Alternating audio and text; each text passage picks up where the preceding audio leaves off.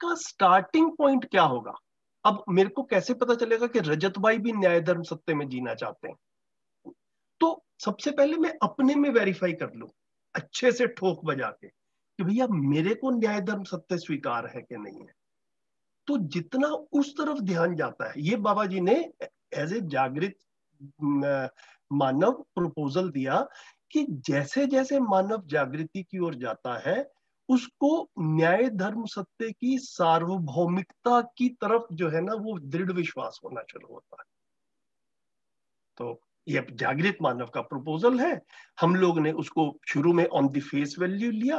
अब जैसे जैसे देख रहे हैं, और आप सब लोग भी अपने में वेरीफाई करते हुए देखें, कि जितना हमको ये न्याय धर्म सत्य समझ में आता है, जितना हमें ये मूल्य समझ में आते हैं, क्या ऐसा मेरे को फील होता है कि भैया ये सिर्फ मेरी बात नहीं है, ये सबके लिए बात है। तो अपने को समझकर फिर दूसरे के साथ में भी ऐसा ही होगा, ये अनुमान क्षमता जो है ये बनती है। ये कह रहे हैं, इसको अहंकार की तरफ नहीं लेकर जा रहे हैं, लेकिन ऐसा कह रहे हैं कि खुद को नहीं समझे होंगे तो दूसरे को समझना तो हो नहीं पाएगा, फिर साथ साथ जीना भी नहीं हो पाएगा। ऐसे इसको लॉजिकली देख सकते आई थिंक मेरा पॉइंट 3 था, स्वधन स्वपुरुष स्वनारी पर इतना फोकस क्यों है? मतलब, और उस जब वहां पे जब हम स्व को जोड़ रहे हैं तो हमें क्या चीज मिल रही है वहां पर? भैया। हमें मतलब देखिए, कैसे हम न्याय लिंक, धर्म, तो न्याय धर्म कैसे सत्य भी लिंक कर जैसे पा रहे धर्म है ना, हैं? धर्म को सीधा व्यवस्था से लिंक किया हुआ है ना। इस हम्म। चीज को हमने बार बार, अब अपने में कल्पना करके देखें कि जब हम स्वधन के अनुसार जिएंगे तो तब व्यवस्था बनेगी, या लोग परधन की तरफ नजर रखेंगे तो व्यवस्था बनेगी? स्वधन पे अगर नजर रखते हैं तो सुविधा संग्रह में भी तो हमारा फोकस चला जाता है हाँ, जब हमें अपने। तो उसको भी हैंडल किया जाएगा कि वो सुविधा संग्रह की तरफ। लेकिन सबसे पहले बिल्कुल एलिमेंट्री लेवल के ऊपर, जितना हम समाज में भ्रष्टाचार देखते हैं, जितना हम समाज में इस तरह की दूसरी तीसरी चीजें देखते हैं, वो भी परधन की कैटेगरी में आती है कि नहीं आती है? मुझे तो लगता है कि वो मतलब आपको अपने लिए फोकस है। स्वधन में इसको ऐसे देख रहा हूँ कि आप अपने अपने लिए सारा धन इकट्ठा करना चाहते हो। नहीं, क्या तो ये फिर अभी स्वधन तक की हमने कैटेगरी में जितने नहीं है? सेशंस किए ना भैया, शोधन के वो बात पहुंची नहीं है, मतलब अभी तक मेरे को कुछ कुछ ऐसा लग रहा है। तो शोधन पे जो बात हुई है अभी तक के सारे सेशंस में, उसमें जो है ये बड़ी क्लियरली परिभाषित किया गया है कि स्वधन किसको कह रहे हैं। तो स्वधन ये नहीं है कि मैं किसी भी तरह से पैसा इकट्ठा कर लूं तो वो मेरा स्वधन है, ऐसा तो बिल्कुल भी नहीं कहा गया इन सेशंस। या स्वधन इसलिए ये इतना कहा गया कि जितनी मेरी रिक्वायरमेंट है उतना धन नहीं, पर्याप्त है ऐसा भी मेरे नहीं कहा गया है, ऐसा भी नहीं कहा गया। रजत भाई काम कीजिए थोड़ा सा और अपने पे अभी। लिए। ओके। ठीक है, ये तो सारी इतनी लंबी चौड़ी बातें सेशंस पे हुई हैं, ये मतलब ये तो मेरे को लग रहा है कि मतलब हम तो ऐसा मान के चल रहे थे कि हम आगे जैसे जैसे बढ़ रहे हैं तो पुरानी ये वाली चीजें तो बेसिकली स्थिर हो चुकी हैं थोड़ा थोड़ा। तो इसको थोड़ा सा और देखा जाए तो स्वधन भैया, दोबारा से थोड़ा सा रिकैप कर लेते हैं। स्वधन किसको कह रहे हैं? आप में से कोई रखना चाहेगा इसको? बाकी लोगों का भी थोड़ा टेस्टिंग हो जाए, मेरे को लग रहा है हम्म। मतलब ऐसा, मैं तो ये अनुमान करके चल रहा था कि इस पे काफी बात हो चुकी है। आप में से कोई रखिए प्लीज, तो ज्यादा अच्छा रहेगा।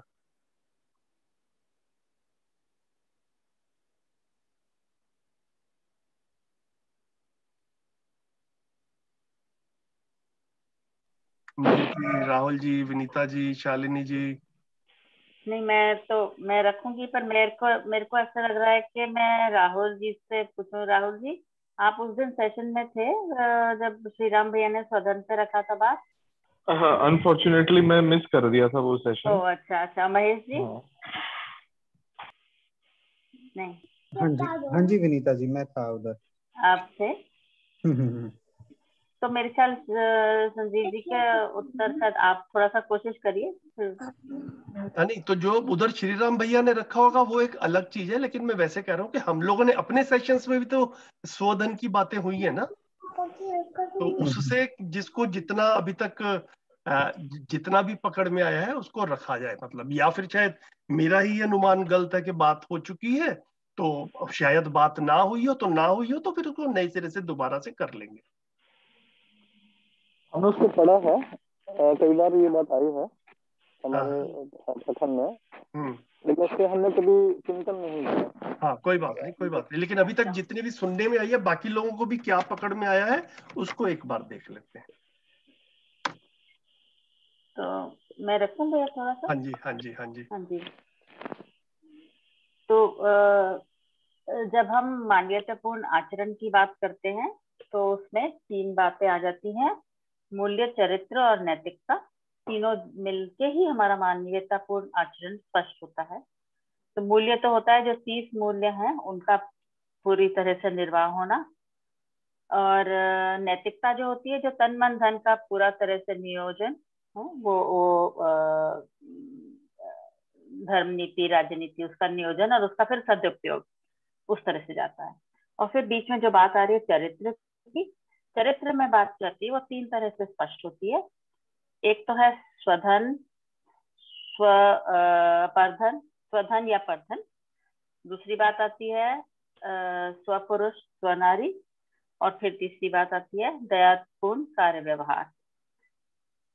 तो स्वधन की जहां तक बात आती है, स्वधन जो होता है जो हमारा स्वयं के जीने के लिए, अपने परिवार की जरूरतें, आवश्यकताएं पूरे करने के लिए, बिकॉज अल्टीमेटली मानव जब जीता है तो वो कार्य व्यवहार करता हुआ जीता है, और अपने खाने पीने के लिए, शरीर को बनाए के रखने के लिए, व्यवस्था में भागीदारी करने के लिए, अपने परिवार जो मूल इकाई है उसमें भागीदारी करने के लिए, सबका ध्यान रखते हुए, तो उसके लिए उसको धन की आवश्यकता होती है। और वो जो धन जो बात करते हैं वो 3 तरीके से आपके पास अवेलेबल होता है, उपलब्ध होता है। एक तो है आपका पारितोष, नहीं, सबसे पहले हम बात करते हैं प्रतिफल। प्रतिफल का मतलब होता है श्रम पूर्वक नियोजित किया हुआ। दूसरा बात करते हैं पारितोष। पारितोष मतलब कोई आपको गिफ्ट करता है, तो कोई गिफ्ट करता है, जैसे हम परिवारों में ही आपस में एक दूसरे को विवाह के उत्सव के समय आपस में देना लेना होता है। हम किसी के घर जाते हैं तो जो कुछ हमें जो बंद करता है, स्वेच्छा से हमारे जो हमारा आदान प्रदान होता है, वो कुछ खाने पीने के लेने देने से भी हो सकता है, वो हमारा कुछ करेंसी भी एक्सचेंज हो जाती है, वो सब पारितोष की कैटेगरी में आता है। और तीसरी बात आती है पुरस्कार। वो पुरस्कार जो लेवल है वो थोड़ा सा हायर उसमें आता है, सामाजिक लेवल पे आता है, जब आपने कुछ आपने बाकी सबके लिए, समाज के लिए कुछ किया और समाज आपको कुछ भेंट देता है, तो उसको पुरस्कार की कैटेगरी में आ जाता है। पुरस्कृत करते हैं जैसे ना, तो एक ऑनरेरियम दे दिया है, कुछ दिया आपको साथ में। तो उसमें सबसे पहली बात आती है प्रतिफल की। जो प्रतिफल है वो है कि आपका श्रम पूर्वक किया हुआ, तो वो आप उसमें भी आपका है कि आप उसको खेती से आप खेती करके आप उसमें से कुछ उगा के, और उसमें से जो भी आपका निकल के आता है उसका फिर विनिमय करके आप अपने घर का, परिवार का भरण पोषण करते हैं। फिर आप गौपालन करते हैं। गौपालन के अलावा भी उससे भी रिलेटेड बहुत सारी चीजें आ जाती हैं, वो भी स्वधन की कैटेगरी में आता है कि आपने उसके आगे आपने प्रोडक्ट बनाए, उसका दूध का आगे फिर उसका विनिमय किया, आपने उसको आगे बेचा या आपने एक्सचेंज किया, तो ये सब जो है ये आपका स्वधन की कैटेगरी में आता है। तो इसी तरह से 2, 3, 4 और कैटेगरीज हैं जिसमें आपको स्वधन स्पष्ट होता है। तो ये है आपकी समृद्धि के लिए। ये कोई मतलब सुविधा संग्रह के लिए नहीं है, आपकी बेसिक सुविधाओं के लिए है। और वो भी आपकी सुविधाओं भी आपकी 6 कैटेगरीज में आ जाती हैं। तो आपकी 6 कैटेगरीज हैं बेसिकली आहार, आवास, अलंकार और फिर दूरगमन, दूर श्रवण और दूरदर्शन के हिसाब से। ये बेसिक हमारी 6 महत्वाकांक्षाओं के रूप में और सामान्य आकांक्षाओं के रूप में हमारे पास स्पष्ट है। तो स्वधन उस हिसाब से आता है। और जहाँ पर स्वपुरुष स्वनारी की बात है, वहां पर एक हम सोसाइटी में देखें तो दीदी एक मिनट, मेरे को लग रहा है कि बात ज्यादा फैल ना जाए कहीं पे, तो भी सिर्फ स्वधन तक फोकस करते हैं ना जी पहले, जी ये वाला एक ठीक, चीज है ना, ऐसा ठीक रहेगा ना? सभी को क्या लग रहा है ना? फिर मतलब नहीं तो फिर वो बहुत बहुत फैल जाता है और फिर उसमें कंफ्यूजन हो जाता है। रजत भाई पहले जी स्वधन को एक बार पूरा हैंडल कर लेते हैं, जी ठीक है? तो शायद मेरे को भी ये लग रहा है कि शायद मैंने ही अंदाजा ज्यादा लगा लिया था कि बहुत डिटेल में बात हुई हुई है, तो मैं क्षमा चाहता हूँ रजत भाई, शायद इतनी सर नहीं डिटेल में सर। बात ना हुई हो, तो इसीलिए कंफ्यूजन बना हुआ है।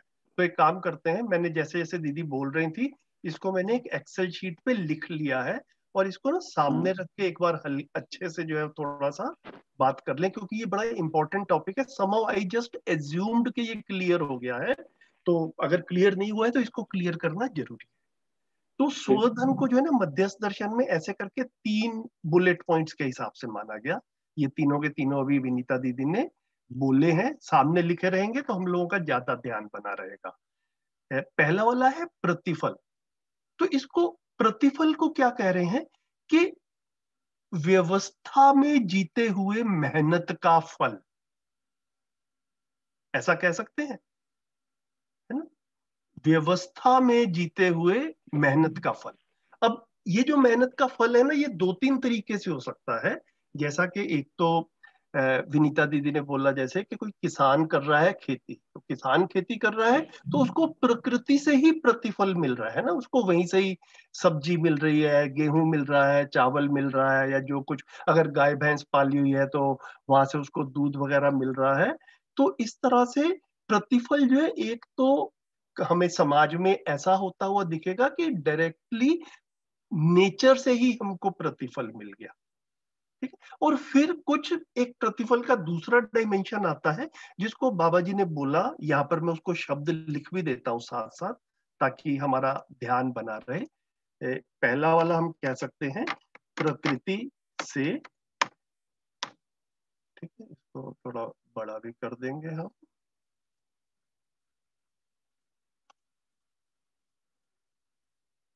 ठीक है, प्रकृति से। फिर एक दूसरा जो है वो बाबा जी ने बोला समय नियोजन।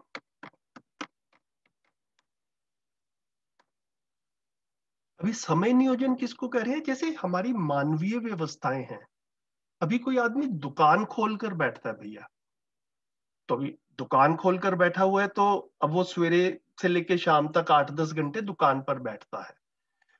अब उस व्यक्ति का भी घर चलना चाहिए या नहीं चलना चाहिए? तो एकदम से नेचुरली फीलिंग आती है कि भैया उसका भी घर चलना चाहिए, लेकिन वो तो कोई खेती तो कर नहीं रहा कि वहां से उसको सीधा प्रकृति से कुछ फल मिलेगा।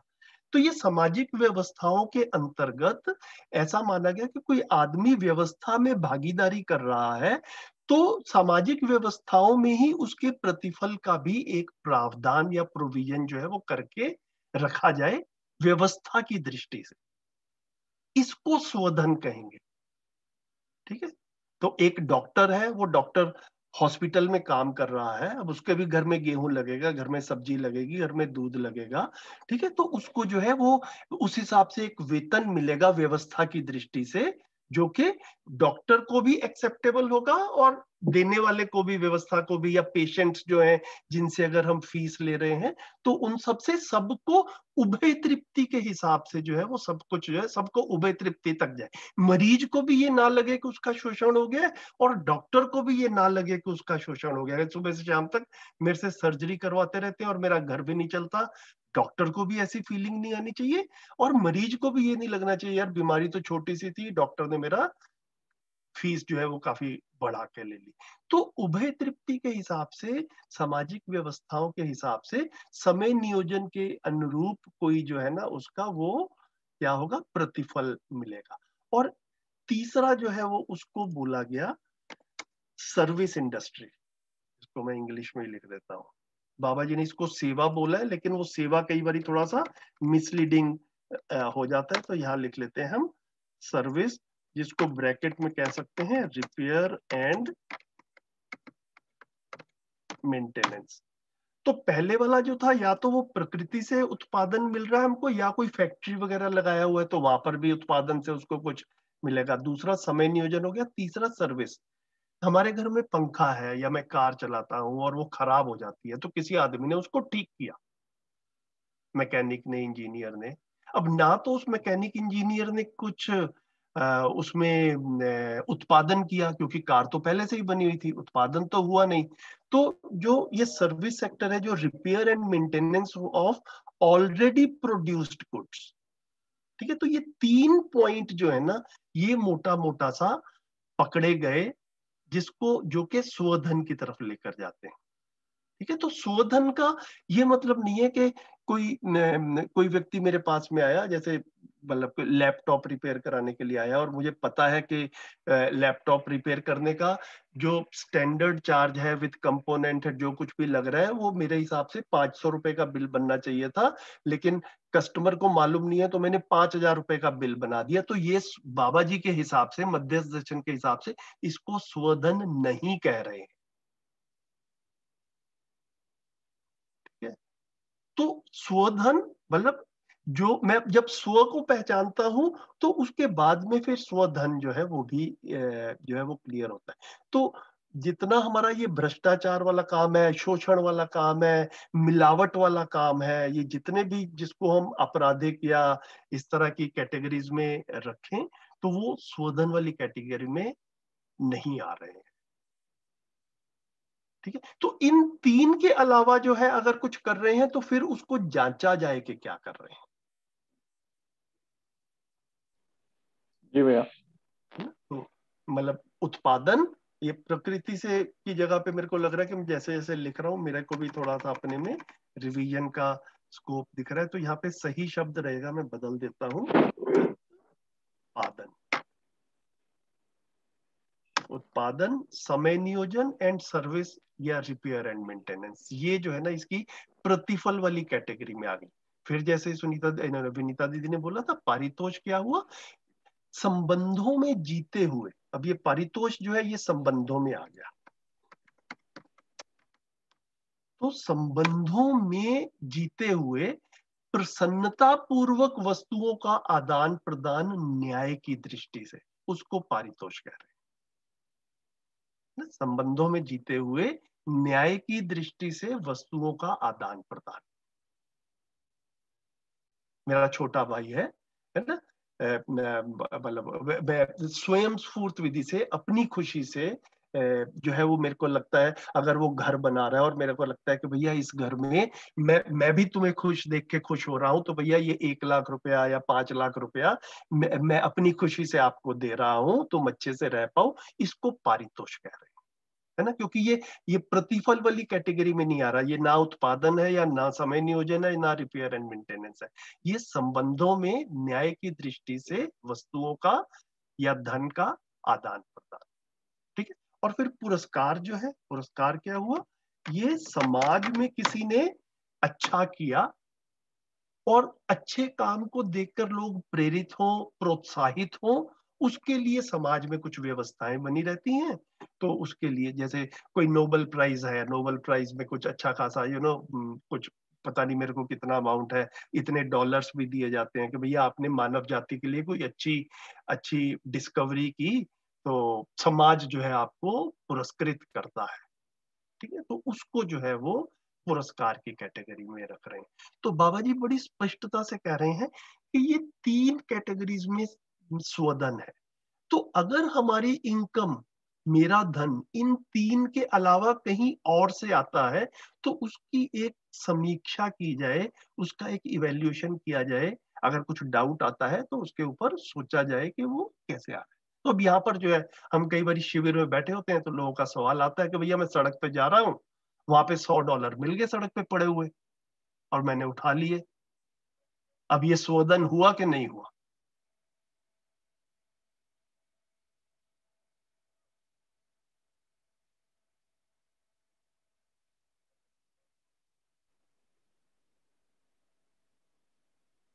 क्या लगता है?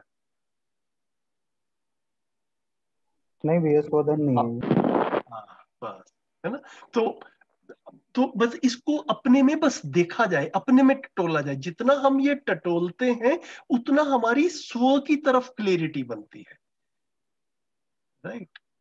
और फिर जो है ना वो पता चलता है कि भैया वो उससे जो है ना फिर ध्यान जाता है कि ये स्व है क्या। तो यहाँ पर ये इंडिकेटर है कि इन तीनों में से तो किसी कैटेगरी में नहीं आता। अगर मेरे को कहीं पे ऐसे ही पैसे मिल गए तो फिर उसको जब सोचने जाते हैं फिर उसके बारे में कई तरफ ध्यान जाएगा। उसके ऊपर जब हम सोचेंगे तो यहाँ पर प्रस्ताव ये है कि ऐसा वाला पैसा जो है ये स्वधन वाली कैटेगरी में नहीं है।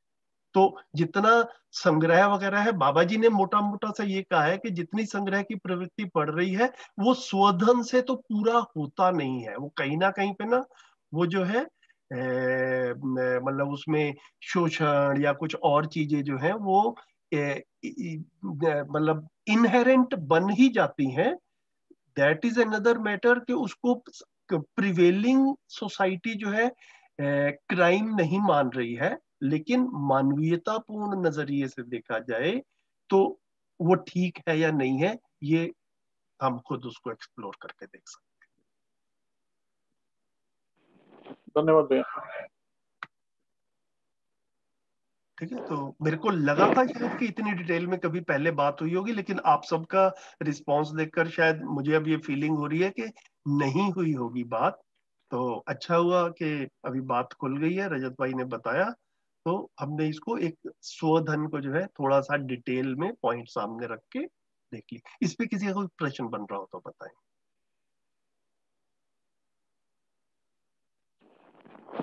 प्रश्न तो नहीं है, बस उसको मैं समराइज करना चाहूँ तो हम taxable income is not equal to स्वधन। जैसा आपने बताया अभी कि आप धन तो जो है एक धन तो आप बना सकते हैं इन तीनों कैटेगरी में, लेकिन जिस तरीके से मतलब कुछ लोग कह सकते हैं कि भाई जितने भी इनकम मैं इकट्ठी कर रहा हूँ और मैं उस पर टैक्स दे दे रहा हूँ तो will it be consider as स्वधन। तो मुझे इसका आंसर मिल रहा है कि शायद ये भी नहीं है। हाँ तो स्वधन में ये, और भी हाँ चीजें। बिल्कुल बिल्कुल। आप ये जरूरी नहीं, ऐसा भी नहीं कह रहे कि सारा टैक्सेबल इनकम स्वधन की कैटेगरी में नहीं आ रहा है, ऐसा हरगिज नहीं कहा जा रहा। ठीक है। तो ये देखा जाए कि मैं काम क्या कर रहा हूं। मतलब मैं आपको बिल्कुल साफ साफ कहूं भैया, मैं जब कॉर्पोरेट वर्ल्ड में काम करता था तो मेरे को सैलरी अच्छी मिलती थी, है ना। तो सैलरी अच्छी मिलती थी तो मेरे को ऐसा लगता था कि भैया सैलरी पे तो मेरा हक है ही है, लेकिन अपने अंदर अतृप्ति रहती थी। फिर यहाँ पर मध्यस्थ दर्शन के कंटेंट को समझते समझते ना धीरे धीरे मेरे को ध्यान आया, मेरे को ये अपने बारे में समझ आई कि मेरे को खुद को अतृप्ति क्यों होती थी। क्योंकि काम अमानवीयतापूर्ण कर रहे थे। लेकिन काम कर कंपनी रही थी, पॉलिसीज कंपनी की थी, लेकिन कंपनी के बिहाफ पे जो इंटरेक्शंस होते थे वो तो मैं करता था, है ना। कहीं पे कस्टम्स में चोरी करनी पड़ रही है, कहीं पे किसी को रिश्वत देनी पड़ रही है अपना जिसे कहते हैं कि कई तरह के अप्रूवल्स वगैरह लेने के लिए, और ये सारा काम अगर मैं कर रहा हूँ और इसके लिए कंपनी मेरे को सैलरी दे रही है, तो भैया वो काम गलत हो रहा है, मैं काम गलत में पार्टिसिपेट कर रहा हूँ। ऐसा करने से अपने अंदर अच्छा नहीं लगता। इस अपनी पीड़ा को हम महसूस कर पाते हैं या नहीं कर पाते, ये भी एक देखने की बात। दूसरा, कल हम चर्चा कर रहे थे कि हम क्यों संग्रह करते हैं और क्यों हम चाहते हैं कि हम अपने उस संग्रह का कुछ हिस्सा नेक्स्ट पीढ़ी को दें। तो यहाँ पे मैं पारितो सॉरी क्या कौन सा जो सेकंड कैटेगरी है हमारे, फिर से लगाता हूँ जी पारितोष की जो कैटेगरी में आता है। जी जी ये जो पारितोष कैटेगरी में है ये चीज, इसमें ये भी चीज आती है कि जिस तरीके से हमारी जो एक कन्वेंशनल जो खासकर इंडियन जो कॉन्टेक्स्ट में अगर बात करूं तो हम चाहते हैं कि हम नेक्स्ट पीढ़ी को कुछ दे के जाए। तो हम उसको शायद गलत मानते हैं कि हमें लगता है कि नहीं, अगर नेक्स्ट पीढ़ी हमारी काबिल है तो वो अपने आप अपना काम कर लेगी और हमें इसकी चिंता नहीं करनी है। लेकिन यहाँ पे एक क्वालिफाई करना चाहता हूँ मैं कि अगर हम ऐसा करते हैं, अगर हम उनको गिफ्ट के तौर पर देते हैं तो शायद उनका जो स्टार्टिंग पॉइंट है वो बेहतर होता है एज कंपेयर टू अगर उनके पास वो गिफ्ट नहीं है। इस पर क्या विचार रहेगा आपका? बिल्कुल ठीक है। इसमें भैया कोई हर्ज वाली बात नहीं है। आपने मेहनत करके घर बनाया, ठीक है, अब आपने मेहनत करके अपनी इस शरीर यात्रा में घर बनाया, आपके बच्चे को वो घर बनाने की जरूरत नहीं है, उसके पास में समय बच गया, इसमें कोई परेशानी वाली बात नहीं है। लेकिन संबंधों में हम अगली पीढ़ी को भी भोग संग्रह की तरफ धक्का दे रहे हैं, उसकी तरफ प्रेरित कर रहे हैं, या व्यवस्था में जीने के लिए प्रेरित कर रहे हैं। मैंने कई घर देखे हैं भैया, अनफॉर्चुनेटली मेरे को बड़ा दुर्भाग्य लगता है कि पिछली पीढ़ी ने काफी संग्रह करके अगली पीढ़ी को दिया, और अगली पीढ़ी भोग के चक्कर में पड़ गई, है ना। दारू पार्टी ही चलती रहती है, सैटरडे संडे की जो है वो एक पार्टी का तो रिवाज है, लेकिन जहां पर ज्यादा पैसे अगली पीढ़ी को देंगे तो वो सातों दिन सैटरडे संडे और जो है वो बस वो नाइट लाइफ ही चलती रहती है। ठीक है, तो धन का सदुपयोग जो है ना, इसकी तरफ ध्यान जो है वो बना रहता है।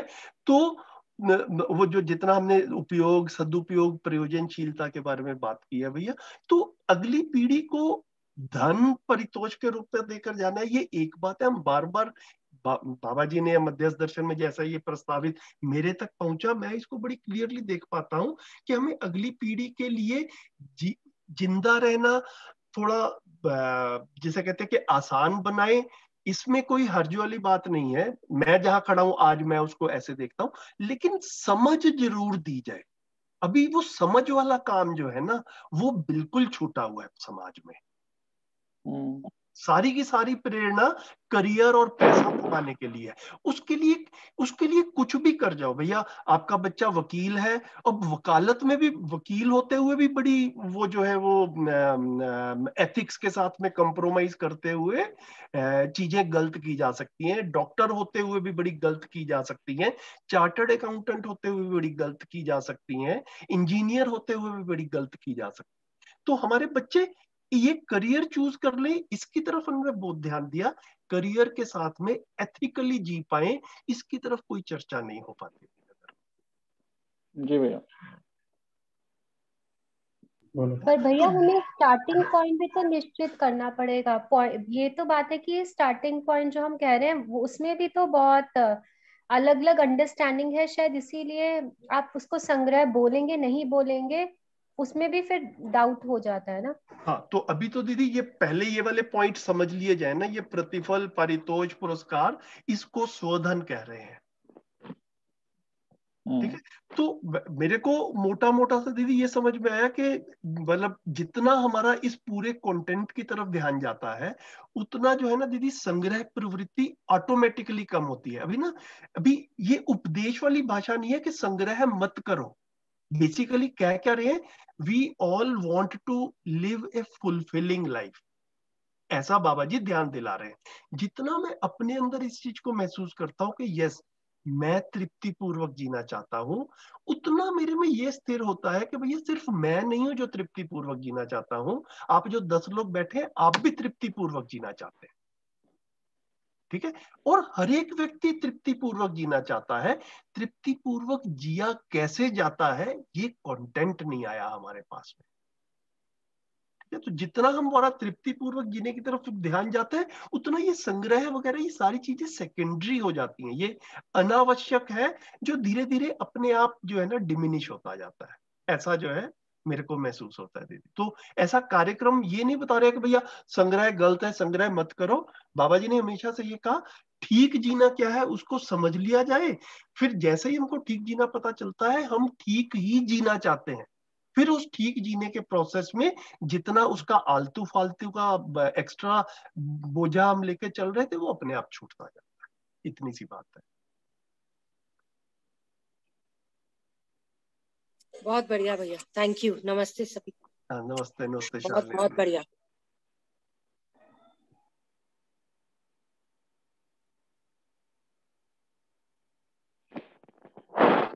कि अल्टीमेटली तो करप्शन भी शोषण है ना, पूरी तरह से। धर्म तो समझ में आ गई कि न्यायपूर्वक कमाया हुआ आवश्यकता के अनुसार जो धन है वो स्वधन हुआ। तो मेरे को अभी तक प्रतिफल समझ नहीं आया। प्रतिफल क्या है? ओके, प्रतिफल दीदी मतलब इसको ऐसे कह रहे हैं कि जैसे अगर सपोज कीजिए एक दुकान पे कोई आटा बेच रहा है ना, या कोई डॉक्टर है, डॉक्टर वाला एग्जांपल लेके चल लेते हैं। तो डॉक्टर है, तो डॉक्टर का काम है कि मरीज आएगा तो डॉक्टर ये कहता है कि भैया देखो मेरे को भी अपना घर चलाना है, तो मेरे को भी महीने का ₹1,00,000 चाहिए। ठीक है, तो ₹1,00,000 चाहिए, तो पेशेंट भी एग्री करता है कि ₹1,00,000 चाहिए। लेकिन फिर अगर डॉक्टर की नीयत जो है वो ऐसा हो, यार ये ₹1,00,000 से तो कम पड़ता है, 2 भी आ जाए, 3 लाख भी आ जाए, 5 लाख भी आ जाए तो क्या बुरा है। ठीक है, तो फिर वो किस तरफ जाता है दीदी, कि किसी किसी व्यक्ति को अभी सर्जरी की जरूरत भी नहीं है, लेकिन डॉक्टर जो है ना फिर उसको थोड़ा सा कहने की कोशिश करते हैं, अरे भैया ये आप जल्दी से करवा लो। ठीक है, तो जितनी सर्जरी वगैरह कराएंगे उतने उसके इन्वेस्टिगेशन होंगे, उतना अस्पताल में भर्ती होगा, उतना उसका बिल बढ़ेगा।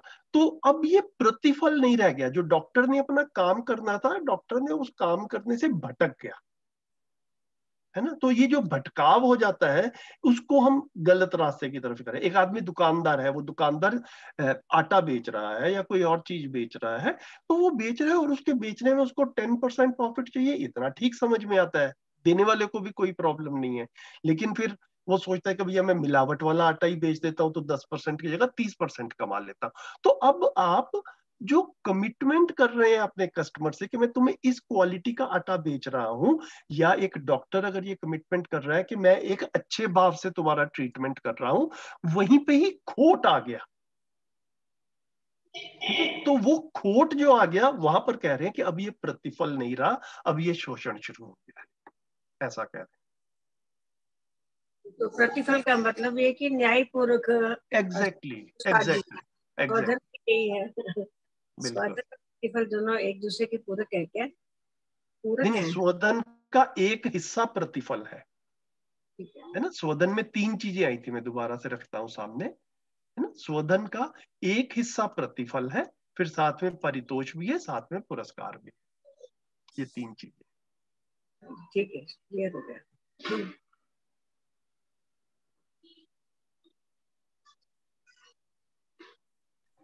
भैया परितोष में किस तरीके से न्याय जो है वो मतलब स्व मूल्यांकन करके होगा, या दोनों साइड से जब उसका न्याय होगा तभी माना जाएगा?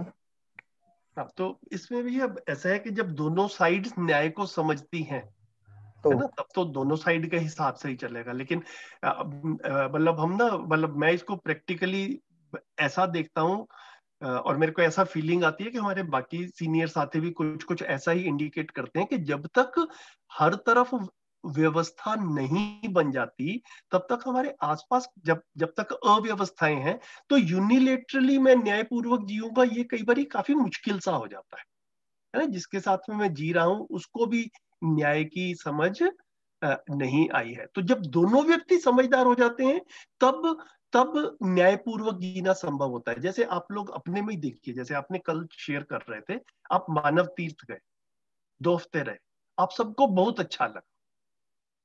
अब ये बहुत अच्छा क्यों लगा? ये बहुत अच्छा लगा, इसी को उभय तृप्ति कह रहे हैं, क्योंकि जो आप लोग गए थे आपको भी अच्छा लगा, और जो वहां पे आपको होस्ट कर रहे थे, साधन भैया, श्री राम भैया, अंकित भैया, निविता जी, है ना, इन सबको भी अच्छा लगा, तो उभय तृप्ति हुई। क्यों हुई उभय तृप्ति? कि वो वाला साइड भी न्याय को समझता है और आप भी न्याय को समझने के लिए आगे बढ़ रहे हैं, राइट। कोई भी आदमी चला जाएगा वहां पर, वो इसी भाव के साथ में आएगा। कोई टूरिस्ट ही चला जाए वहां पर, वो शायद न्यायपूर्वक ना जी पाए, तो एंड में जो वहां पर रह रहे हैं लोग वो भी शायद तृप्त ना हो, और जो गया होगा वो भी तृप्त नहीं होगा, राइट। तो न्यायपूर्वक जीना, सिर्फ मेरा जीना जो है ना वो न्यायपूर्वक, वो पर्याप्त भी नहीं है। तो व्यवस्था जो है वो सबके न्यायपूर्वक जीने से होगी। तो परिवार जो है वो व्यवस्था की मूल इकाई है। काम यहीं से शुरू करना है। हम सबके घरों में हमारे जितना भी अधिकार है, हमारे से छोटे हैं, हमारे जो बच्चे हैं, अगली पीढ़ी को कम से कम हम बड़े अच्छे से न्याय के बारे में बात कर पाए, अपनी भी योग्यता जो न्याय के बारे में बढ़ाएं। और फिर जैसे जैसे हमारी योग्यता बढ़ती है, फिर हम बाकी लोगों से भी बात करते हैं। मैं सिर्फ अपने बच्चों से बात नहीं कर रहा, मैं आप लोगों से भी बात कर रहा हूँ ना। एक बार जितना न्याय की तरफ ध्यान जाता है, तो बाकी लोगों से भी बात की जा सकती है। इसी को फिर हम व्यवस्था में भागीदारी कह रहे हैं।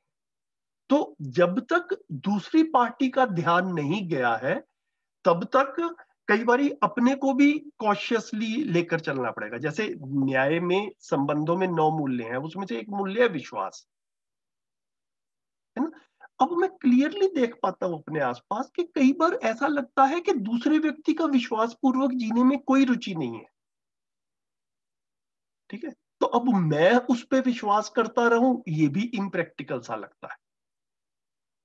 तो इसी में क्वेश्चन ये है भैया कि अगर दोनों साइड को ही न्याय के बारे में ना पता हो तो फिर तो बिल्कुल नैया डूबेगी पूरी की पूरी डूबेगी फिर तो। हाँ, तो वो जो व्यवस्था अभी चल रही है कि अगली पीढ़ी को जो है या तो बिल्कुल कुछ नहीं होता है या फिर बिना सोचे समझे अगली पीढ़ी के लिए सब कुछ मतलब संग्रह जो भी किया है वो छोड़ दिया जाता है, तो वो इक्वालिटी या इवैल्यूएशन जो है वो वहां पे भी गड़बड़ा जाती है।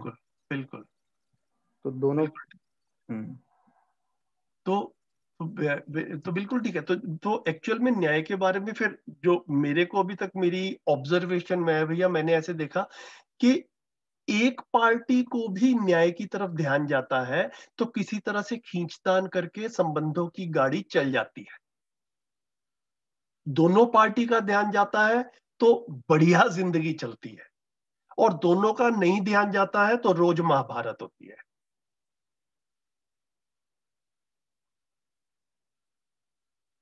बढ़िया भैया।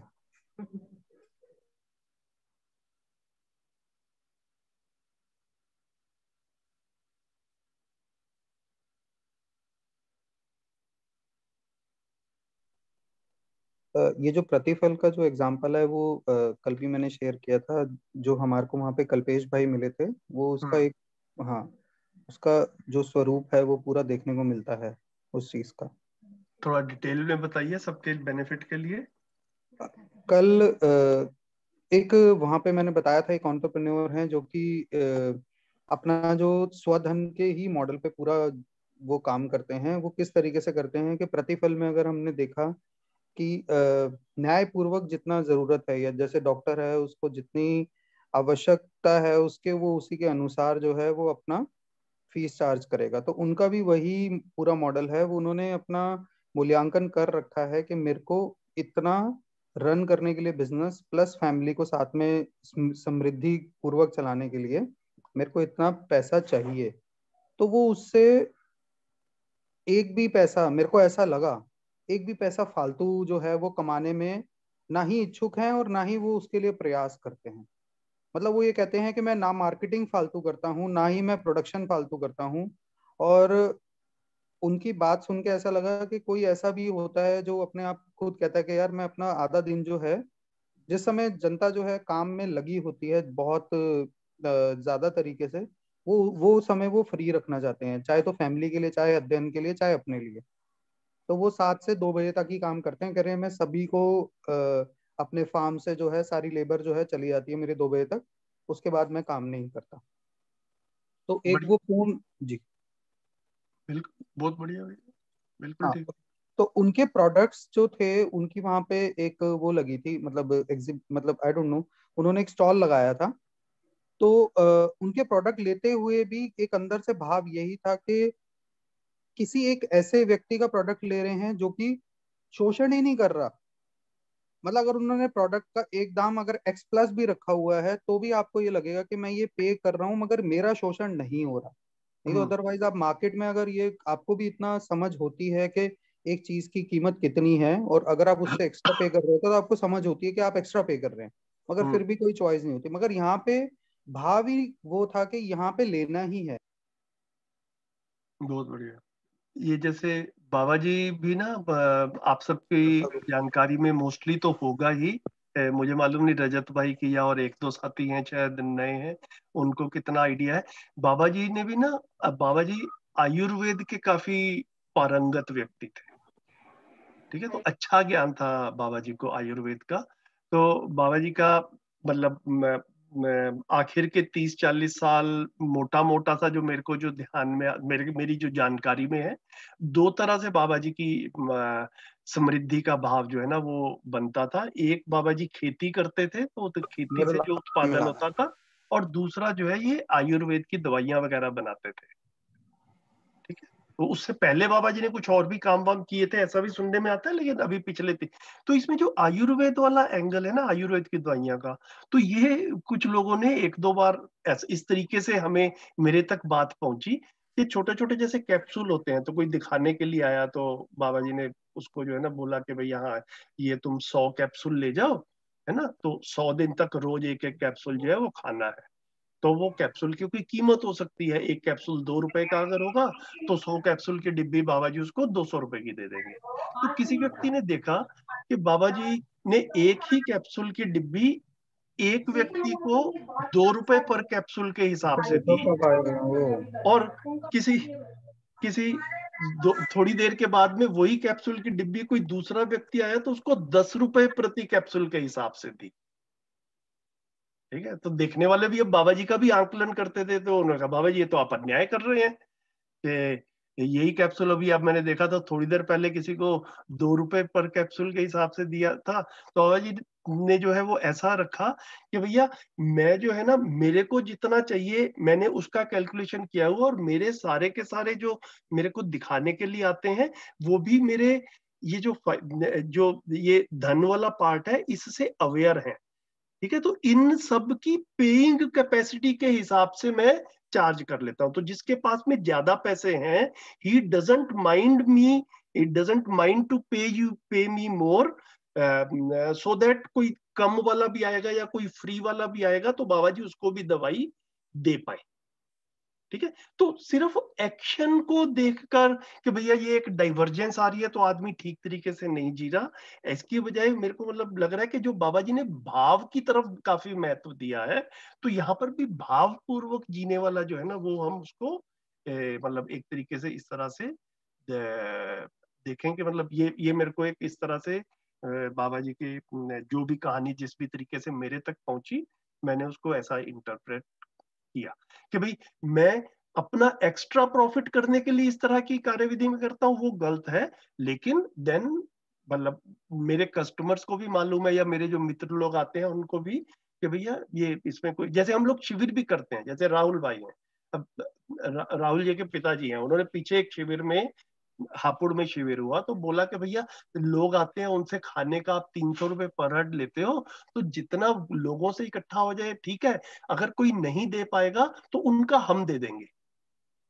राइट, तो अब क्या बात निकली कि हमने राहुल जी की फैमिली से ज्यादा पैसा लिया और किसी दूसरे से कम लिया, तो क्या ये अन्याय हो रहा है या एक्चुअल में मूल में न्याय ही है ना? तो जितना हम न्याय को समझते हैं उतना ये वाली चीजों के अटकाव जो है भैया वो जो है ना वो खत्म होते हैं, और काफी सहजता से जीना हो पाता है। मैं इसको काफी प्रैक्टिकल इस तरह की घटनाओं से रोजमर्रा में देख पाया।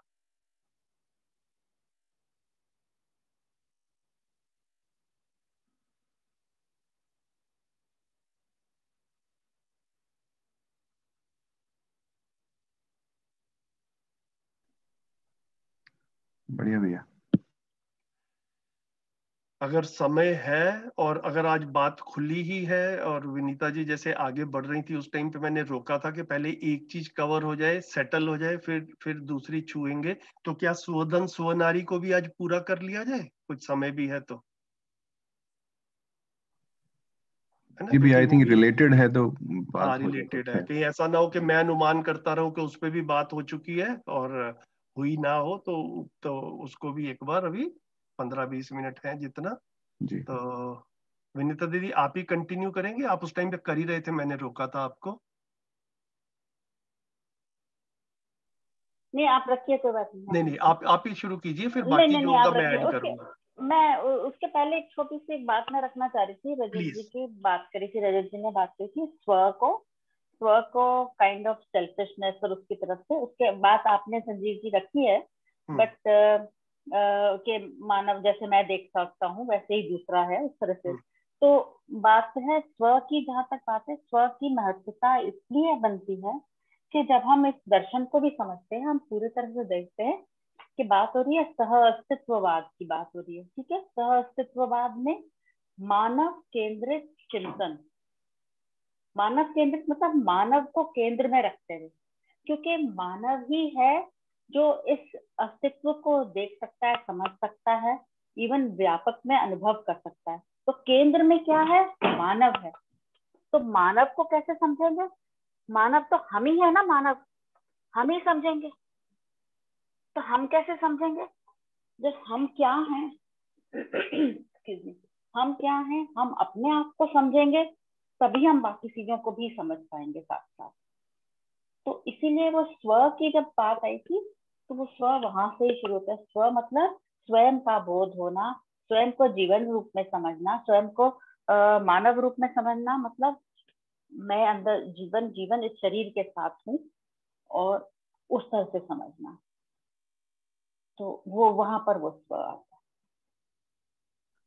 जी थैंक यू। संजीव जी आप रखिए स्वधन वाली, स्व नारी स्व पुरुष वाली बात। चलिए ठीक है, सभी चाहते हैं तो मैं ही शुरू करता हूँ। फिर जैसे जैसे लगे कि कोई चीज छूट रही है या कुछ और ऐड ऑन करना हो, स्पष्टीकरण देना हो, तो विनीता दीदी आप या और भी जिनका भी ध्यान जाए वो भी ऐड कर सकते हैं। तो एक तो भैया ये जो स्व नारी स्व पुरुष है ना, इसमें भी मैं जितनी चर्चाएं करता हूँ शिविर में भी या अदरवाइज भी जैसे देखते हैं, तो ये भी काफी सारा मान्यता आधारित लगता है ना। मतलब काफी सारे लोगों का ऐसा विचार है कि भैया अब तुम लोग भारत में रहते हो, और भारत में जो है मतलब ये इस तरह से जो है ये इस चीज की तरफ कुछ ज्यादा वो ऐसा मतलब कुछ विचारधारा रहती है, तो आप इस तरह से जियो, है ना। कोई अमेरिका में रहता है, कोई यूरोप में रहता है, वहां पे ज्यादा खुलापन है, जिसका जिसका साथ में घूमने का मन कर रहा है वहां पर वो घूम रहे हैं, है ना। तो वहां पर शादीशुदा जिंदगी में पत्नी पति के साथ में इस रहेगी, या कोई बॉयफ्रेंड वगैरह भी है, या उल्टा इसको देख लिया जाए तो पति की भी गर्लफ्रेंड्स हैं या नहीं है, इस तरह का जो है मतलब लोगों का ऐसा मानना है कि इसको यूनिवर्सल नहीं कहा जा सकता। तो हम जो यहाँ पर बात कर रहे हैं मध्यस्थ दर्शन में, हम ऐसा मध्यस्थ दर्शन में आदरणीय नागराज जी ने प्रपोज किया कि जो हम बात कर रहे हैं ये यूनिवर्सल है। तो काफी सारे लोगों को ये लगता है कि ये स्व नारी स्व पुरुष जो है ये एक पर्सनल मैटर है, इसको यूनिवर्सैलिटी के दायरे में ले जाना जो है ना ये बेकार की बात है। जिसको जैसा ठीक लगता है वो कर ले।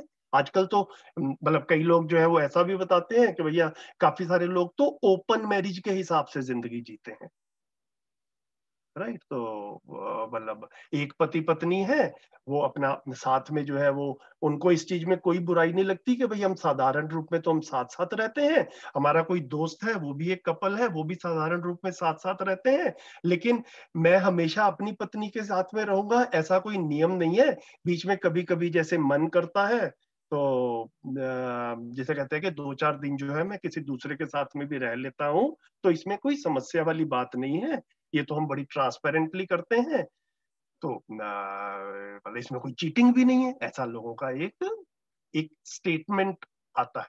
तो इस आधार पर हम स्व नारी स्व पुरुष को यूनिवर्सैलिटी के दायरे में कैसे देख पाते हैं, कम से कम तर्क संगत विधि से या भावात्मक रूप में कैसे देखते हैं, ये प्रश्न उठता है। इसको हम चर्चा में लाना चाहते हैं। तो ये जेन्युइन सा प्रश्न लग रहा है इस प्लेटफॉर्म में, या कोई और भी डायमेंशन इसमें ऐड किया जाए तो उसको भी ऐड करते हुए साथ में ले चलते हैं।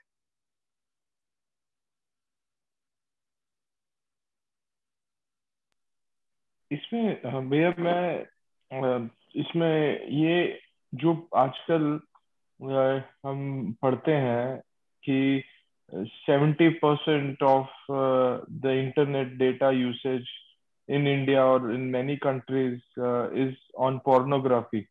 तो इसको भी थोड़ा सा ऐड करके थोड़ा सा स्वधन स्व नारी स्व नारी स्व पुरुष के साथ इसको भी थोड़ा सा ऐड करके इसको भी इस पे भी थोड़ी सी मतलब कुछ तो व्यक्त कीजिएगा।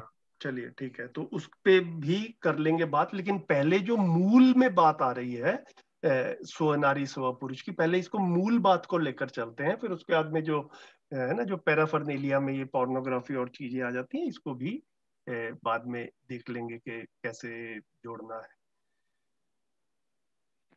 मैं आप सब 10 लोगों से बिल्कुल स्पष्ट सवाल पूछता हूं, बिल्कुल अपने अंदर झांक कर देखा जाए, हमें पर्सनली कैसा लगे या कैसा लगता है। जैसे हम सब सुखी होना चाहते हैं, ठीक है, तो मेरा स्पाउस का कोई अफेयर हो जाए तो उससे मैं सुखी होऊंगा या दुखी होऊंगा, अगर इस चीज को कल्पनाशीलता में लाया जाए। दुखी होंगे भैया।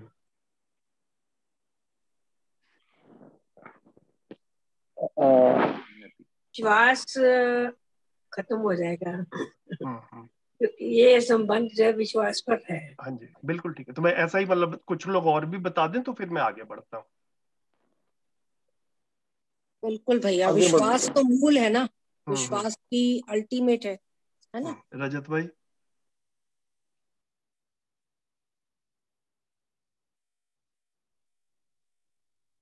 आप ही हैं जो विदेश में बैठे हुए हैं।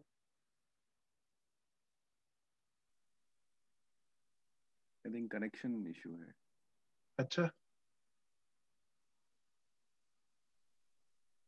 रजत भाई आवाज आ रही है क्या? जहाँ पर मैं भी बोल रही हूँ, जहाँ पर विश्वास से संबंध बने वहां पर चोट पहुंचेगी, और जहाँ विश्वास से संबंध नहीं बने वो शायद इसको गंभीरता से ना भी ले, इसको एक इजीली गोइंग तरीका समझ ले उसको, तो शायद उनको बुरा भी ना लगे। लेकिन जहाँ पर विश्वास है, आत्मीयता है, वहां पर तो निश्चित रूप से चोट पहुंचेगी। तो कोई नहीं, अभी मैं तो सोच रहा था रजत भाई की भी सुन लेते, लेकिन अभी अगर उनका लाइन डिस्कनेक्ट हो गया तो हम कंटिन्यू करते हैं। मैं ना 4 साल तक एक बार एक मल्टीनेशनल कंपनी में काम किया था, जिसका हेड ऑफिस इजराइल में था। ठीक है, हेलो, ठीक है। तो वहां पर जो था 1999 से लेके 2003 तक मैंने पहले काम किया, और फिर उसके बाद में दूसरी स्टिंट भी मैंने वहां पर किया 2008 से 2011 तक, 3-4 साल दोबारा भी काम किया। और इस इजराइल की कंपनी में काम करते हुए जो है वो काफी जो है वो मेरा इजराइल में भी आना जाना लगा रहता था। मतलब कि वहाँ के लोग हमारे पास में यहाँ पर प्रोजेक्ट्स वगैरह के लिए मिलने के लिए आते थे, और हम लोगों का भी वहां पर जो है वो आना जाना उस हिसाब से रहता था। तो हमारे काफी सारे दोस्त बने जो कि इजरायली थे। ठीक है, तो वो मेरे को ना एक क्लोजली देखने का मौका मिला उन लोगों की जिंदगी को, गृहस्थियों को भी, और काफी सारी चीजें खुलकर होती थी। तो मेरे लिए जो है ना, ये पहली बार जो है ये एक इतना ओपनली मैंने इस चीज को देखा था कि जब मैं वो चलो सर। हाँ, रजत भाई आपका डिस्कनेक्ट हो गया था क्या? सॉरी सॉरी, हाँ वो अच्छा, आज जो ना यहाँ पे टाइमिंग चेंज हुए हैं, 1 घंटा आगे पीछे हुए थे, तो एक अपॉइंटमेंट था, तो वहां से कॉल आया कि आप आए नहीं, तो मैंने कहा कि गड़बड़ हो गई जी, तो अच्छा, उसको वापस करेंगे, सॉरी।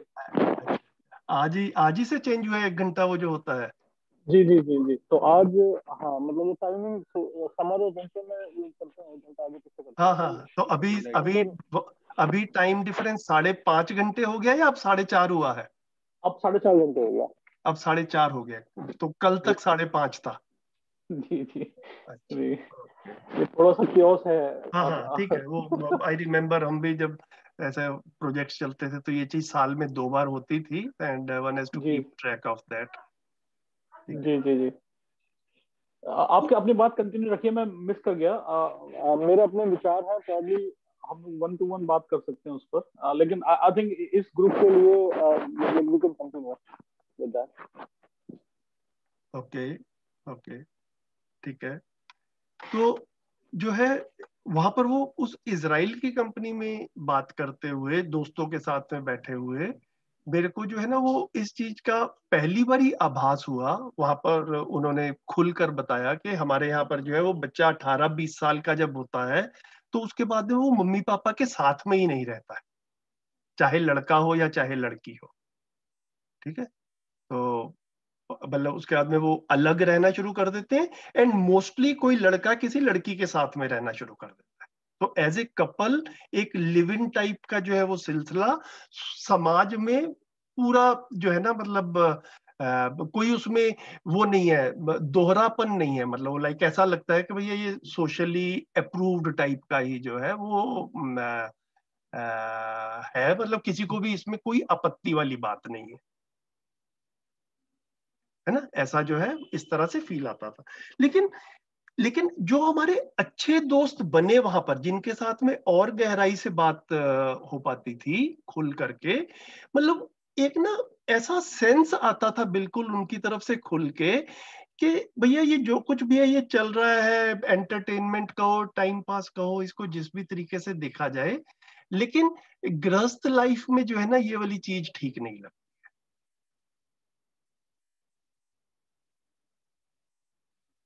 तो मैं मतलब इसको सिर्फ इतनी सी बात रख रहा हूं कि सिर्फ ट्रेडिशनल मानसिकता के हिसाब से एक एक हम इंडिया में रह रहे हैं तो ये क्या, या कॉन्टिनेंटल थॉट्स हैं, ईस्टर्न थॉट्स हैं, या इस चीज को जहां जहां तक भी आप लोगों के भी कभी इंटरनेशनल एक्सपोजर्स हो और कभी अवसर मिले तो इन चीजों को खुलकर पूछ कर देखा जाए, तो मैं इसको बड़ी क्लियरली, मतलब मेरे मन में ऐसा जो है एक भाव बना। और उसके बाद में जब भी कभी फॉरेनर्स वगैरह के साथ में कभी जो है अवसर मिलता है खुल के बात करने का, मैं पूछता हूँ, तो एक एक सेंस जो है ना मेरे को बड़ी क्लियरली ऐसा आता है कि भाई ये चीजें चल जैसी भी रही हो, वो इट इज जस्ट लाइक हमारे आसपास बहुत करप्शन हो रही है, वी फील हेल्पलेस, ठीक है, लेकिन अब है तो है।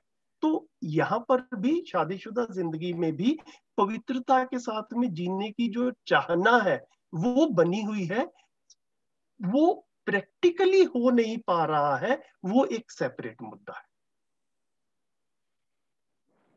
ठीक है, तो मतलब इसको जितना हम लोग एक्सप्लोर करके देख पाए, राइट, कि अपने में भाव रूप में कैसे लगता है, अपने में फीलिंग के लेवल पर कैसा आता है, जितना हम, जैसे अभी है ना, इन्होंने विनीता दीदी ने भी कहा था, जितना हम स्व को पहचान पाते हैं उतना मेरे को लगता है कि उतना अनुमान जो है वो आसानी से लग जाता है इसके ऊपर। और इसके आगे जो है एक मेरे को सबसे बढ़िया बात जो है ना, मतलब इन्हीं पिछले कुछ सालों में लगी, कि हमारे एक साथी हैं सुरेंद्र पाठक जी, अहमदाबाद में रहते हैं।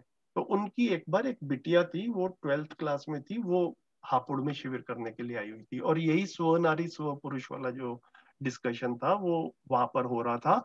100 लोग बैठे थे और काफी सारे एडल्ट्स जो थे वहां पर भी, सबके जो है ना वो अपने अपने व्यू थे, और काफी बारी व्यूज जो है बड़े स्ट्रांग होते हैं, और बड़ा हीटेड डिस्कशन जो है वो भी चलता है।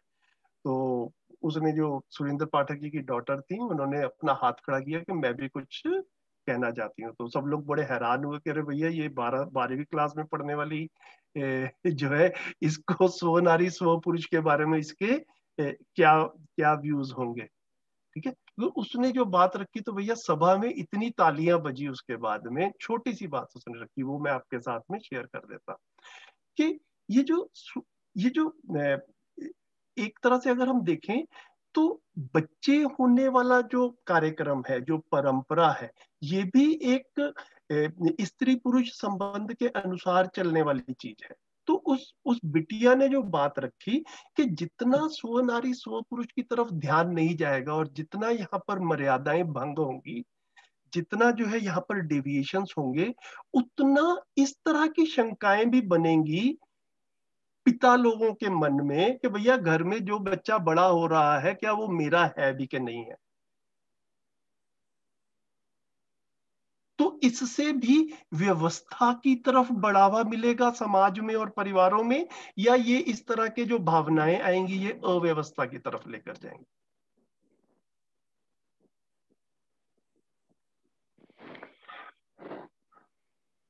ठीक है, तो आपका आंसर है व्यवस्था। तो हम स्वधन और स्वपुरुष को इसलिए फोकस कर रहे हैं कि ये व्यवस्था को स्थापित करने में सहायक हैं। नहीं, और उसके साथ में अपने भाव को भी देखा जाए, मेरे को भाव में भी कैसा लगता है। तो दोनों डायमेंशंस है। जैसे कि मैं नौकरी क्यों करता हूं, समाज चलता रहे इसके लिए नौकरी करता हूं, या मैं उपयोगी हूं, ये भी मैं अपने में फील कर पाता हूं, ये भी मेरे को अच्छा लगता है, और मैं नौकरी करता हूं तो मेरे को सैलरी मिलती है और मेरा घर चलता है, ये भी मेरे को अच्छा लगता है। तो it is not either this और दैट, इट इज उभय तृप्ति, सारी चीजें फुलफिल होती हैं, समाज भी चलता है, परिवार भी चलता है, मैं भी तृप्त होता हूं।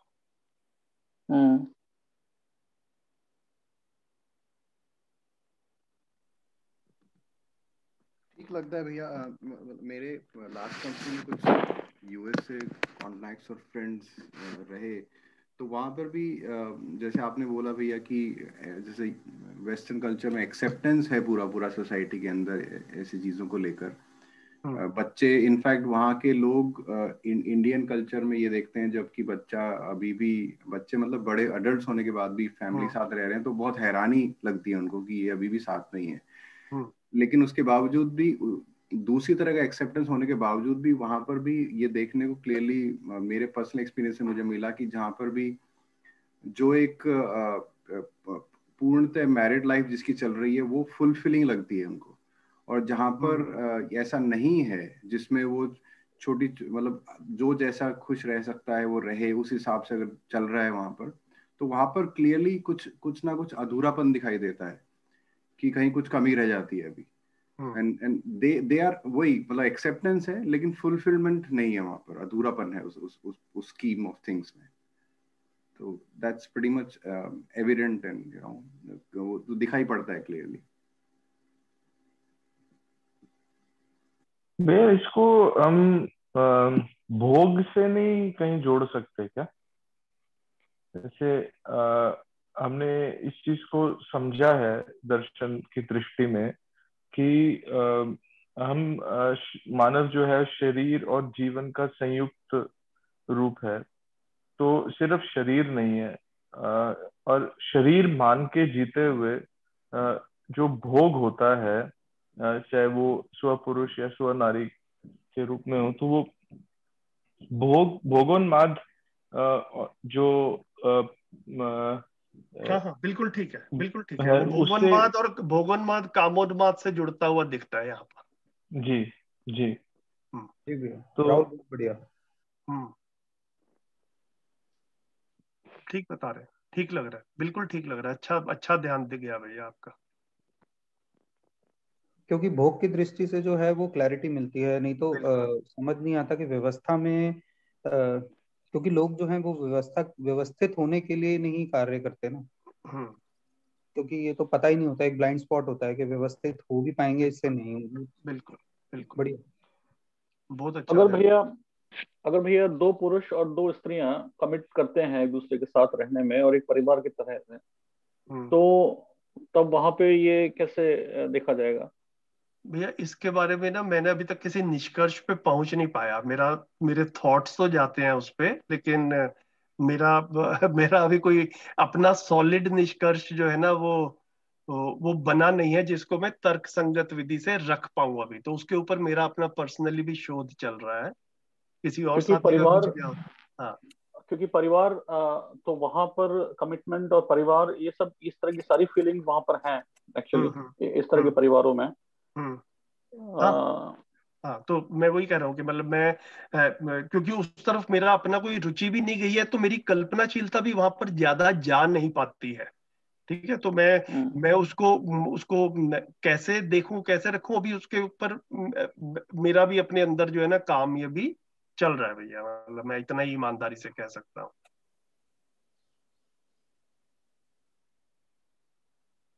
इसलिए भैया मुझे ये लगता है कि ये जो समझ वाला पक्ष है, ये अगर जैसे अभी हम बोल रहे हैं कि स्किल डेवलपमेंट वगैरह, जो आज हम बोल रहे हैं कि हम 25 साल एजुकेशन को देते हैं और हाथ कुछ नहीं लगता, और वो जो एज है जिसकी बायोलॉजिकल नीड है वो भी उस स्टेज में आ जाती है, बच्चों के उस स्टेज में आ जाती है, इसलिए ये सारी व्यवस्था में गड़बड़ है। तो अगर ये समझ वाला पक्ष ये जो 20 साल के अंदर में कंप्लीट हो जाए, उसके साथ में स्किल डेवलपमेंट का भी साथ में हो जाए, तो देन दे आर स्टेबल, और फिर हम व्यवस्था के रूप में इस चीज को सोच सकते हैं। और फिर दूसरी बात मुझे ये समझ में आती है कि हम जो संबंधों को हम कैसे संबंधों को एड्रेस करते हैं। जैसे अभी देखिए, भले ही संजीव भैया बड़े हों छोटे हों, लेकिन सबको दीदी बोलते हैं, हम सबको भैया बोलते हैं। ये जब आपके अंदर एक भाव आने लगता है, इससे भी बहुत फर्क आता है। तो ये सारी चीजें मेरे ख्याल से बाबा जी ने इतनी बढ़िया तरीके से सोच के इसका पूरा जो रखा है हर डायमेंशन में, मतलब मैं भी जब भी सोचती हूँ इसके ऊपर, और मुझे भी लगता है कि बहुत ही खूबसूरत है कि व्यवस्था गड़बड़ नहीं हो आगे। और ये जो हम मतलब कई दफा, क्योंकि मैं आध्यात्मिक बैकग्राउंड भी है मेरा थोड़ा सा, तो मैंने ये सोचा कि वहां पे आज हम साधु संतों को जो प्राप्त है नहीं है वो तो अपने बाद में चेक करेंगे, लेकिन उनकी भी नजरें जो होती हैं वो तो बराबर नहीं है ना। तो इससे अच्छा मानव जाति पहले एक समझ को विकसित करे, उस समझ के बाद उसको आगे जैसे जाना है, जैसे जो मेडिटेटिव रूट्स और जो उनको और आगे कुछ प्राप्त करना है, that they can do after that समझ, that basic समझ has to be there, that where is the व्यवस्था and where do we fit in, ऐसा मेरी समझ में आता है भाई। बढ़िया दे।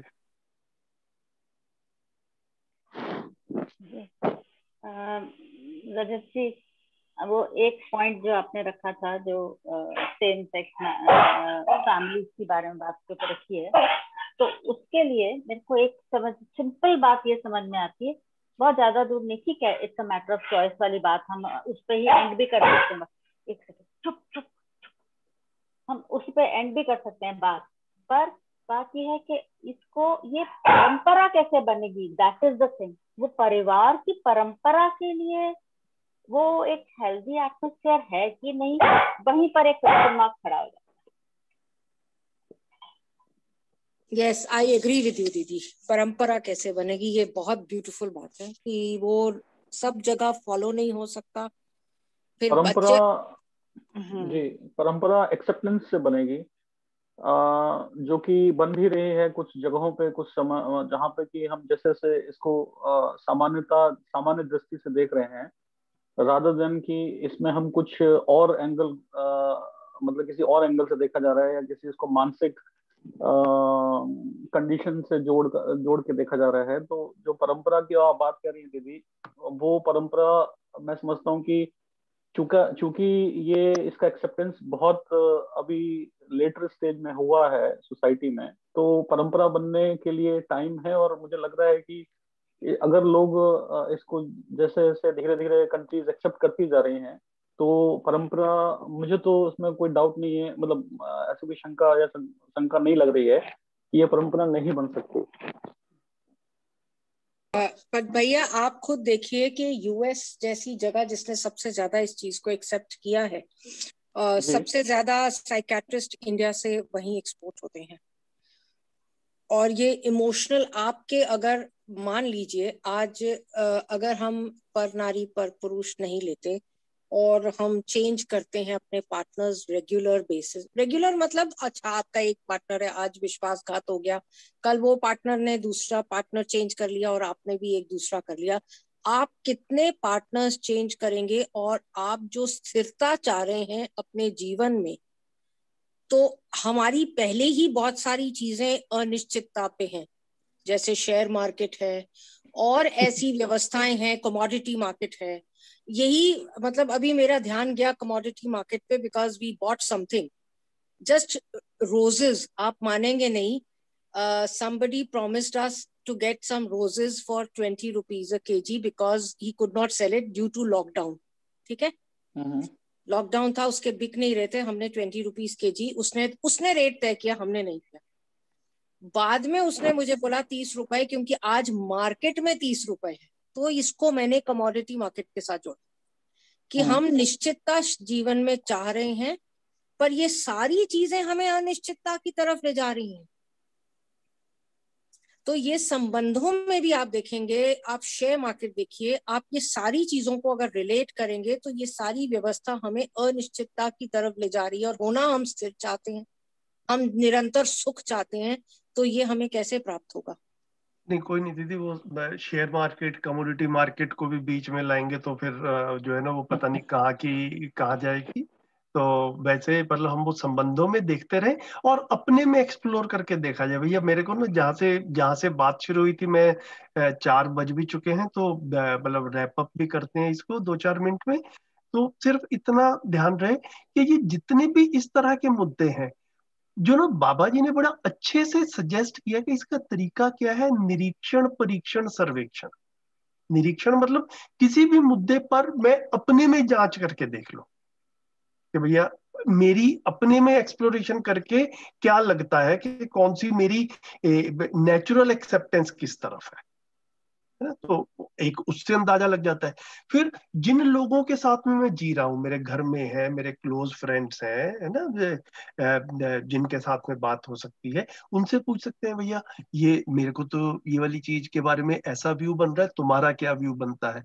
और फिर एक सर्वेक्षण वाली बात होती है जो कि हम लार्ज स्केल में किसी भी तरीके से, हम किसी शिविर वगैरह में पूछते हैं, आप इंटरनेट पे कोई क्वेश्चन फ्लोट करके जो है वो लोगों से बात करें, जैसे मर्जी करें, बहुत सारी चीजें अब तो उपलब्ध है ही। तो ये निरीक्षण परीक्षण सर्वेक्षण से जो है ना, ये अपने नेचुरल एक्सेप्टेंस को हम एक्सप्लोर करना है। काफी बार क्या होता है कि हम वो आरोपित मान्यताएं जो हैं, वो आरोपित मान्यताओं को ही सच मान लें, जो हमने शुरू में आज के सेशन में देखा भी कि वो आरोपित मान्यताएं हैं या एक्चुअल में मैं वैसा चाहता था। ये वाली चीज की तरफ जो है ना वो ध्यान बना रहे। मतलब मैं इसको संबंधों में देखता हूँ तो एक मेरे को और एंगल आता है, मतलब लंबा टाइम नहीं लूंगा, मतलब आई जस्ट मेंशन इट। जैसे ऐसा भी माना जाता है कि विदेशों में डिवोर्स भी एक नॉर्मल सी चीज है, ठीक है। तो वो नॉर्मल सी चीज है इन द सेंस के बहुत सारे डिवोर्सेस हो रहे हैं, लेकिन देन ये देखा जाए कि क्या व्यक्ति डिवोर्स चाहता था, है ना, या समझ में नहीं आ रही है कि क्या किया जाए, तो इवेंचुअली डिवोर्सेस।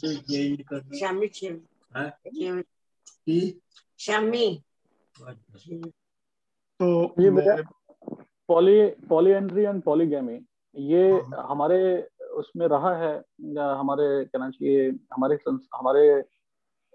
कल्चर में रही हैं ये बातें। तो वहां तो हम देख पाते हैं, इनफैक्ट महाभारत में हम देख पाते हैं इन चीजों को, और वहां पर हम देखते हैं कि वो एक परिवार की तरह जी रहे हैं, और उन्होंने मतलब हम उनको अपने रोजमर्रा की जिंदगी में भी उन चीजों की बात करते हैं, वहां पे हमें कहीं कोई खराब कोई चीज गलत नहीं नजर तो नहीं भैया आ रही। मैं फिर से भैया मैं वही कहूंगा कि ये इसके बड़े अच्छे पॉइंट्स हैं सोचने वाले, कि हमारे बच्चों की भी शादियां होंगी, हमारी नेचुरल एक्सेप्टेंसेस किस तरह की है ना, हमारे भाई बहनों की भी शादियां होंगी, हमारी नेचुरल एक्सेप्टेंसेस किस तरह की। मतलब वो महाभारत को याद करना, रामायण को याद करना, है ना, वो एक ना हम उनसे डिस्कनेक्टेड रहते हैं। मतलब बिल्कुल अपने में एक्सप्लोर करके देखा जाए कि मेरी नेचुरल एक्सेप्टेंस क्या है। नेचुरल एक्सेप्टेंस संजीव भैया ऐसे नहीं आती है। आई थिंक नेचुरल एक्सेप्टेंस का कहीं ना कहीं जो प्रभाव है, जिसको हम नेचुरल एक्सेप्टेंस समझ रहे हैं, वो हमारी, मैंने पहले भी आई थिंक बात रखी है कि कंडीशनिंग से भी हो रहा है। आज हिंदुस्तान में मतलब इस बात को कहना, केवल कह देने मात्र से ही आपको लग जा रहा है कि भाई लोग जो है मुझे जज करने लगेंगे, तो आप उसको अपना नेचुरल एक्सेप्टेंस बना लेते हैं। कोई नहीं, तो इस चीज को देखा जाए भैया, इसी चीज का ना अभ्यास करना है। क्योंकि अगर हम ही कंफ्यूज हो गए कि whether I am my self driven by my natural, मेरी सहज स्वीकृति से मैं चल रहा हूं, या मैं भी किसी दबाव में हूं, अगर ये भी ना पता चले तो ये भी कोई अच्छी स्थिति नहीं है ना। तो अगर ऐसा ऐसा ऐसा प्रश्न उठता है कि पता नहीं शायद इतनी कंडीशनिंग हो गई है हमारी कि हमें पता ही नहीं चल रहा कि मैं चाहता क्या था, तो फिर इसके ऊपर भी मनन किया जाए कि मैं एक्चुअल में क्या चाहता हूं, मैं वो देख भी पाता हूं या नहीं देख पाता। मैं सिर्फ फिर वो क्या कहते हैं कि मैं वो भेड़ चाल टाइप का जैसे होता है ना, हर्ड मेंटेलिटी, क्या मैं हर्ड मेंटेलिटी के साथ में जी रहा हूं या मैं अपनी जिंदगी को अपने अधिकार पर जी रहा हूं। बुनियादी सवाल तो भैया ये है, जिंदगी तो हमारी अपनी है है ना। तो अगर ये वाली स्पष्टताएं नहीं बनेंगी तो मतलब वो फुलफिलमेंट नहीं आती है मतलब।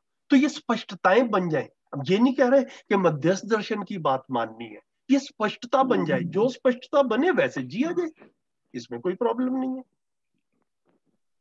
लेकिन ये स्पष्टता जरूर बन जाए कि मैं जिंदगी जी रहा हूं तो अपने अधिकार पर जी रहा हूं, या क्योंकि सभी ऐसे जीते हैं तो मैंने भी इसी तरीके के जीने को ही मान लिया कि भैया यही जिंदगी होती है। बहुत मुश्किल सवाल है ये। हाँ तो बस है ना। इसमें शादी विवाह के बंधन को तो ज्यादातर लोग आरोपित मान्यता ही स्वीकार करते हैं।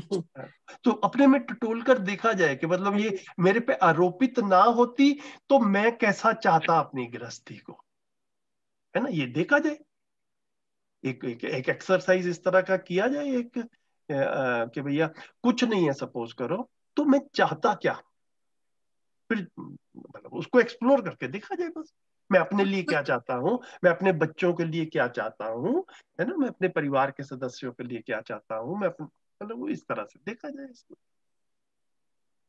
राहुल भाई कुछ कह रहे हैं? हाँ भैया, मैं ये कह रहा था कि अभी जब हम अध्ययन सत्र में अभी गए थे तो स्टार्टिंग के एक दो दिन हमारी काफी डिटेल में बात हुई कि परंपरा में आज तक क्या होता हुआ आ रहा है और मध्यस्थ दर्शन विकल्प के रूप में क्या दे रहा है। तो परंपरा में जो दो बेसिक मुद्दों पर बात हुई, वो हमारी बात हुई आदर्शवाद जो है परंपरा, उसमें क्या आ रहा है, और आजकल जो भौतिकवाद से परंपरा बन रही है तो उससे क्या आ रहा है। तो उसको ध्यान में रखते हुए मध्यस्थ दर्शन क्या दे रहा है, हमने उसके ऊपर बात करी। ऐसे भी भैया बता रहे थे, रजत भैया ने बोला कि महाभारत में भी ऐसा हुआ है या वैसे है। तो जितना भी आज तक परंपरा में होता आया है, ये आदर्शवाद और भौतिकवाद के अंदर अलग अलग चीजें होती हुई आई है। इसका मतलब ये नहीं है कि ये सही है। इसको सिर्फ जैसे भैया बोल रहे हैं, स्वनिरीक्षण, परीक्षण, सर्वेक्षण करने की जरूरत है, अपने में ही चिंतन मनन करने की जरूरत है, अपने में ही इसको समझने की जरूरत है कि क्या सही है और क्या गलत है। और तो ये अपनी मेरे सहज को ऐसा लगता स्वीकृति है। को जो है वो पहचाना जाए। जैसे कि आपने ये अच्छा ध्यान दिलाया राहुल भाई, जैसे युद्ध है भैया, युद्ध भी महाभारत के टाइम से अब तक चले आ रहे हैं, है ना। लेकिन हमारी सहज स्वीकृति क्या है, मतलब युद्ध चले आ रहे हैं इन द सेंस कि मानव जाति युद्ध के बिना जी नहीं पा रही है इसलिए युद्ध हो रहे हैं, या मैं युद्ध चाहता था इसलिए युद्ध हो रहे हैं। तो बाबा जी प्रस्ताव कर रहे हैं कि अपने में एक्सप्लोर करके देखो, 800 करोड़ लोग धरती के, हर एक आदमी यही कहेगा कि मैं युद्ध चाहता नहीं हूं, है ना, मजबूर हो जाता हूं तो युद्ध कर लेता हूं। तो युद्ध एक मजबूरी है, युद्ध सहज स्वीकृति नहीं है। मतलब अब लेकिन युद्ध तो हो रहे हैं, तो हो रहे हैं से वो ठीक हो जाता है ऐसा नहीं है। इसको हम तर्क पूर्वक इस तरह से लिंकेज बनाकर देख पाए थोड़ा सा।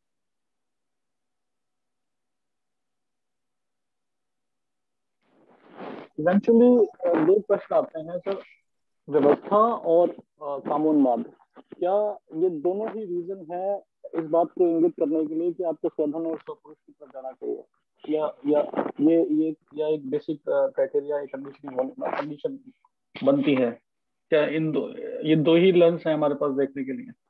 कौन कौन से बोले आपने? एक तो हमें ये लगता है कि स्वधन और स्वपुरुष अगर हम इसको अपनाते हैं तो ये एक परिवार की व्यवस्था को मेंटेन करने में सहायक है, और दूसरा ये है कि हम वो जो कामोन्माद की तरफ मतलब जो उसको हम एक विशेष मान रहे हैं, उससे हम बच रहे हैं, उससे हम बच रहे हैं। अगर हम स्वधन की तरफ, स्वपुरुष और स्वनारी की तरफ जाते हैं तो हम कामोन्माद वाले रास्ते पे नहीं जा रहे हैं। क्या यही रीजन है इस पर फोकस करने के लिए? ठीक है भैया, देखो मेरे को लग रहा है 4:15 हो गया। ये ना काफी बार एंडलेस टाइप का चलता है डिस्कशन, मतलब तो जरूरी नहीं है कि हम एक निष्कर्ष बनाकर उठें। काफी सारी चीजें सोचने के लिए मिल चुकी हैं, इनके ऊपर सोचा जाए और भी एक्सप्लोर करके देखा जाए। मतलब बाबा जी ने जो है ना वो बार बार, जैसे भी और भी चर्चाओं में अभी आया, विनीता दीदी ने भी शायद रखा इस चीज को, कि मैं शरीर और जीवन का संयुक्त रूप हूँ। जितना हमारा जीवन की तरफ ध्यान जाता है, जितना स्व की तरफ ध्यान जाता है, हमें वहां से फुलफिलमेंट का एक निश्चित दायरा, वो एक कंटेंट मिलता है ना। जब तक वहां की तरफ नहीं जाता, तब तक सुखी होने का आधार जो है वो भौतिकता और ये सारे उन्माद जो है या शरीर के माध्यम से, फिर तब तक जो है वो सारी सुखी होने की जो प्रयोग हैं, है ना, और जो प्रयास हैं, वो सारे के सारे एफर्ट्स इस तरफ, भौतिकता की तरफ जो है वो रहते हैं। तो मैं, मतलब मेरे को ऐसा लगता है कि मैं इस चीज को क्लियरली अपनी जर्नी में देख पा रहा हूँ कि जैसे जैसे जीवन की तरफ ध्यान जाता है, काफी सारा जो है ना ये बैगेज जो है, जो कि अननेसेसरी अब लगता है। पहले नहीं गया हुआ था जीवन की तरफ ध्यान, तब भी आदमी को सुखी होना तो जरूरी है, तो तब सुखी होने के जो फॉर्मूले दिखते थे वो यही हैं सारे के सारे जो प्रिवेलिंग है,